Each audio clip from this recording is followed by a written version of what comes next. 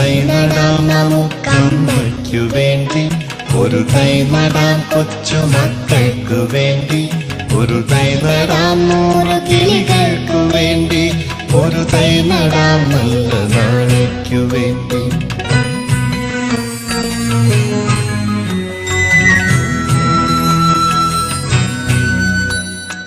ഇത് പ്രാണവായുവിനായി നടുന്നു, ഇത് മഴയ്ക്കായി തൊഴുതു നടുന്നു. ഇത് പ്രാണവായുവിനായി നടുന്നു, ഇത് മഴയ്ക്കായി തൊഴുതു നടുന്നു. അഴകിനായി തണലിനായി തേൻ പഴങ്ങൾക്കായി 100 തൈകൾ നിറഞ്ഞു നടുന്നു. അഴകിനായി